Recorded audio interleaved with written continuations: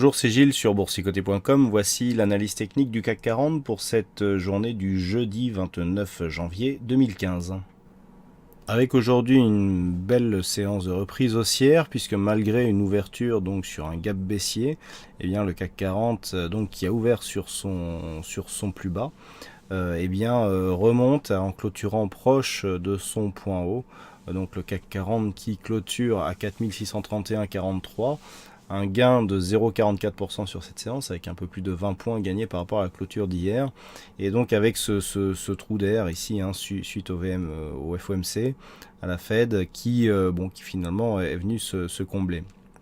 Du point de vue de la tendance directe, on reste toutefois dans un biais baissier, puisque nous avons une succession de points hauts et de points bas qui se fait d'une manière décroissante, et ce qui valide donc la continuité de ce mouvement de consolidation qui, par rapport ici à cette phase de hausse, pour l'instant, ne correspond pas à grand chose. Alors il est vrai que sur le futur, il y a des niveaux qui sont légèrement différents, je m'en suis déjà expliqué, c'est dû notamment à ce fort décalage que nous avons sur les points hauts qui remonte un petit peu ce retracement des 23,6%.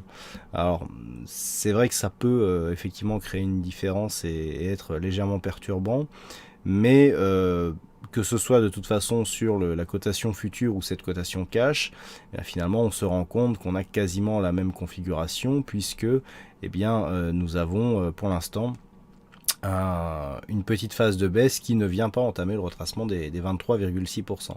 Par contre, ce que nous avons ici, c'est par rapport à ce point haut qui correspond au bas du gap. Donc nous étions à 4569 et ici donc sur l'open, je rappelle, on est à 4571.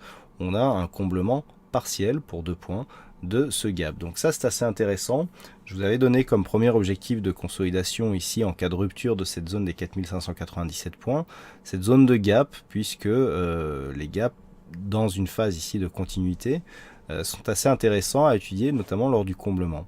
Et là, c'est assez intéressant justement, puisqu'on se rend bien compte que ce gap, qui était donc un gap haussier, marque une zone de support sur cette phase, puisque nous avons rebondi ici sur le haut du gap, puisqu'avec un point bas qui se fait à 4582 points pour un point bas de cette bougie à 4585, on est venu combler partiellement donc de 2 ou 3 points, et là aujourd'hui on en comble un peu plus, mais cette fois-ci il manque 2 ou 3 points.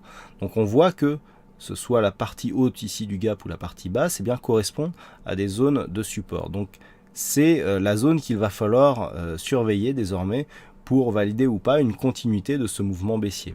Ce que l'on peut dire, c'est que par rapport à la phase de hausse que nous avons eue depuis début janvier, cette phase de consolidation qui arrive comme une rupture de la dynamique haussière directe telle qu'elle était installée depuis quelques jours, n'est pas très forte. En 3 séances, on n'arrive même pas à revenir ici sur le retracement à 23,6% de Fibonacci. Alors cela s'explique, il y a des explications effectivement économiques, notamment avec la mise en place du quantitative easing qui, on le sait, devrait doper les marchés européens. On commence d'ailleurs à voir la différence avec les indices américains. Mais ce que l'on peut voir aussi, c'est que malgré ici la rupture de dynamique que nous avons eue ici sur cette première bougie, la consolidation, elle, est très peu prononcée. Du point de vue des indicateurs, la configuration est quasiment la même. Nous avons ici un indicateur RSI qui sort de sa zone de surachat. Le stochastique, lui, il demeure toujours cette perte de dynamique constatée sur le MACD et des volumes qui s'équilibrent. Donc là, du point de vue des volumes, on ne peut plus dire grand-chose. On a ici une phase de volume supérieur à la moyenne, donc sur les phases d'accélération, et par contre des phases plutôt en baisse sur les phases de consolidation. Donc ça irait plutôt dans le sens d'une poursuite du mouvement haussier, d'autant plus que la volatilité ici est faible et inférieure à la moyenne, ce qui favorise là aussi logiquement les mouvements haussiers. Donc pour l'instant, on est ici sur une petite phase de consolidation. Comme je vous l'indiquais, le fait que l'on ait très peu de consolidation alors que nous avons ici une belle phase de hausse correspond au fait que nous avons des pressions haussières qui continuent à s'exercer même dans cette phase de consolidation. Donc pour l'instant, le marché n'est pas vulnérable à court terme. On peut à court terme effectivement revenir sur cette zone des 4536 points. Nous verrons bien si cette zone fait vraiment office office de support ou pas. Et puis aussi, voilà, comme je voulais vous l'indiquer, je vous ai parlé donc de ce point haut qui était relevé, mais ce qu'il faut aussi retenir, c'est que les futurs sont venus tester ici une zone à 4550 points. Hein, lorsque l'on a ouvert au niveau des futurs, donc 1 heure avant le cash, on était sur cette zone des 4550 points. Si on regarde par rapport aux retracements qui sont visibles sur le cash, nous avons d'une part le comblement de ce gap et d'autre part un test qui est quasiment effectué puisqu'on est à 15 points quasiment de cette zone de retracement. Donc si on agrège un petit peu les deux analyses, à savoir la cotation future et la cotation cash, on arrive quasiment aux mêmes conclusions, à savoir ici, suite à cette forte phase de hausse, petit mouvement de consolidation qui n'arrive, que l'on se place sur un graphe ou l'autre, qui n'arrive pas à casser ici ce retracement des 23,6% de Fibonacci. Donc sur le cash, en tout cas, ce que l'on surveillera, c'est le comblement total de ce gap, même si celui-ci a été coté en théorie par les futurs, hein, puisque c'était avant 9 heures.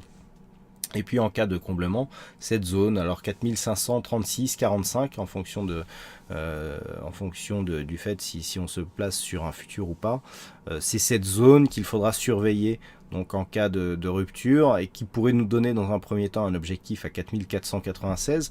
4496, je le rappelle, c'était la zone de point haut qui avait été constatée dans le courant du mois de septembre de l'année 2014.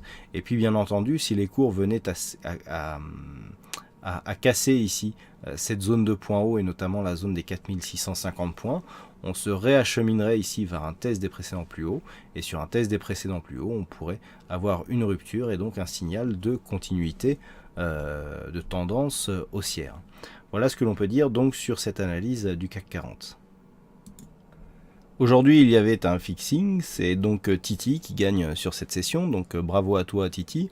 Puis en ce qui concerne les statistiques, alors un petit clin d'œil aux statistiques, donc il y avait une très belle statistique hein, sur la séance donc, du début, donc pour shorter à partir de ce niveau, donc l'objectif a été réalisé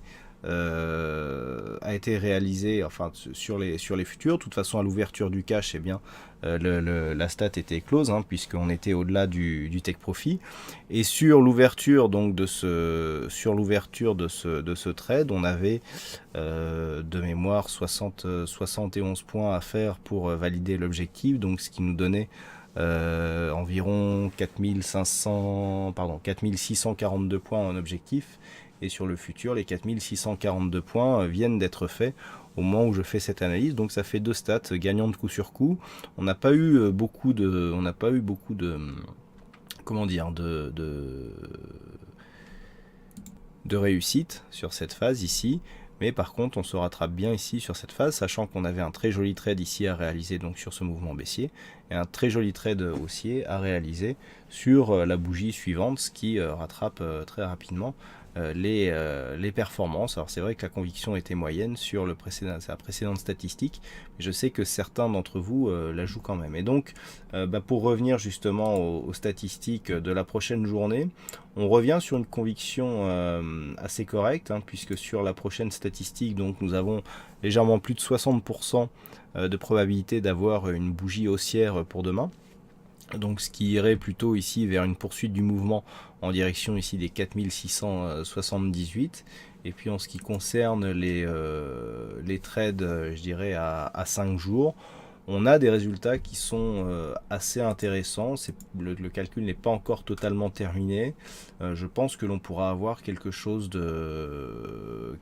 d'assez exploitable pour les prochains jours, avec notamment des trades sur 5 jours qui donnent des probabilités intéressantes, même si les niveaux de chute latentes sont encore assez forts à cette étape de calcul. De toute façon, je ne peux pas vous en dire plus. Les statistiques seront dévoilées dans la nuit et donc disponibles sur le site boursicoté.com dès demain matin en accès libre. Hein. Il n'y a pas d'abonnement ni de restriction sur l'accès à ces statistiques, je le rappelle. Voilà donc ce que l'on peut dire sur cette analyse technique du CAC 40. Il ne me reste plus qu'à vous souhaiter à toutes et à tous une bonne soirée, bonne chance dans le prochain trade, et on se retrouve donc dès demain pour d'autres analyses techniques sur le site boursicoté.com. Bonne soirée à tous.